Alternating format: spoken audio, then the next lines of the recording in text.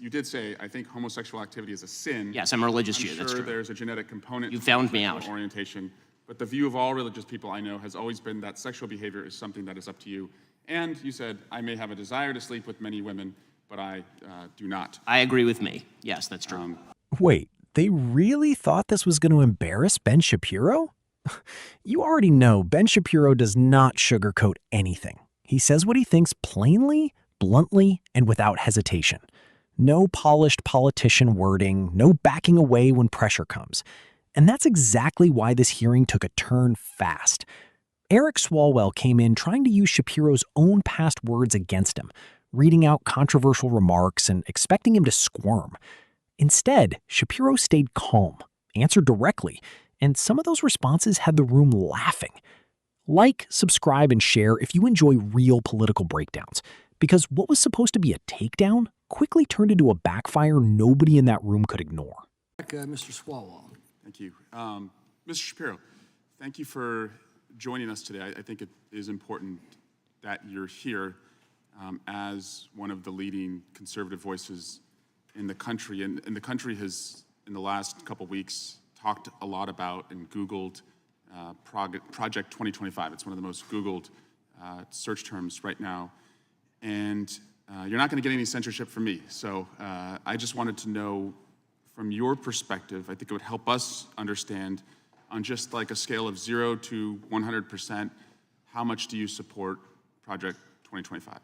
I think, like President Trump, I haven't looked all that deeply at Project 2025, but it seems that Democrats on this committee, sort of like Peter Pan and Tinkerbell, if they say Project 2025 enough, their presidential candidate becomes alive again. And so, well, let's just talk about pieces of it, and I guess you can tell me if you support it. You probably want less bureaucracy, right? I do. I want less bureaucracy. You want more efficiency? I do. I want more efficiency. You want taxpayer money spent wisely? I do. Congrats on becoming a Republican. Yeah. Yeah. My parents would be proud. Mass deportations, it calls for that. Do you support that part? I support the deportation of any illegal immigrant who's in the United States who is not of benefit to the generalized American public. So if they're picking agriculture that puts food on the tables of everyday Americans, they've never committed a crime inside the United States, they didn't come across with documents, should they be deported? If they have not paid taxes and if their draw on the taxpayer benefits are larger than the contribution they are making to the economy, or if they're involved in criminal activity, they should be deported. How do we measure that? The same way that the IRS measures my income every year. It seems like if the IRS can track down every aspect of every receipt that I've ever submitted, and So they if can do so for hundreds pay- of millions of other Americans, they can do that for illegal immigrants as well, except for the fact that no one knows how many are in the country thanks to this administration. So you would be cool with creating a system where they could pay those taxes if they wanted to, and then stay and work and put food on our table? It depends on how long it would take for them to pay the taxes, and they would also have to go presumably to the back of the line, although I'm not sure why I'm testifying about immigration policy at this point. How about banning the abortion pill? That's part of Project 2025. Do you support that part? I think that that's a state-by-state issue on a personal level. I'm just asking you. Sure, I'm a fully pro-life person, which means that I'm not in favor of the distribution of the abortion pill. Banning same-sex marriage, what about that part? I am in favor of traditional marriage between a man and a woman, and I'm perfectly fine with anyone having any sort of voluntary sexual arrangement they seek. That's a different thing from whether the government should attach benefits to that personal relationship. But you think it's a sin to have same-sex marriage? I mean, I'm confused. Are you asking me as a religious Jew what I think about biblically? I'm just asking, is it a sin to be gay? Is it a sin to be gay? I mean, how long do we have here? 2 minutes? I mean, if the basic idea is that sexual orientation is up for government regulation, I'm not in favor of the government regulating the private consenting sexual activity of adults. That is a different thing, once again, from whether the government ought to engage in actual benefits for particular sexual arrangements that adults make. But again, just you to me, is it a sin or not? From a religious Jewish perspective, orientation is not a sin, but activity is. That's also the same perspective of most major religions, so far as I'm aware. Okay. And how about cutting Social Security? Do you support that part of 2025?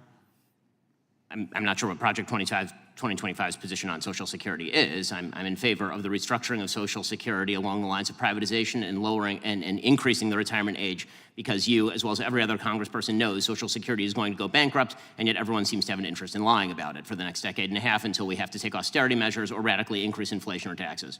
And bans against books about slavery. Do you support that part about? Why would I possibly be in favor of bans about books about slavery? That would be absolutely ridiculous. What I am in favor of is the idea that school libraries should be able to make decisions along the lines of what exactly is appropriate for, say, a 7th grader and whether they ought to be treated to cartoons and genderqueer. That's not quite the same thing. And just because we found some receipts, you did say, I think homosexual activity is a sin. Yes, I'm a religious Jew, I'm that's sure true. there's a genetic component. You found me out. Orientation. But the view of all religious people I know has always been that sexual behavior is something that is up to you. And you said, I may have a desire to sleep with many women, but I do not. I agree with me. Yes, that's true. Congratulations on your, yeah. Give me a break. Eric Swalwell clearly thought dragging up old controversial comments would rattle Ben Shapiro and put him on defense. That was the whole play. Read the remarks out loud, make the room tense, and hope he folds under the spotlight. But it did not land that way. Ben Shapiro stayed composed, answered straight on, and refused to act shaken. That changes everything in moments like this. When one side comes in aggressive and the other side looks calm, the audience notices immediately. And then came the laughs. Once people start reacting to the answers instead of the accusations, the balance shifts fast. Suddenly, the person trying to control the moment starts looking frustrated, while the target of the attack looks more confident than expected. That is why this exchange stands out. It was supposed to embarrass Shapiro, but instead it highlighted how difficult it is to corner someone who is comfortable saying exactly what they think.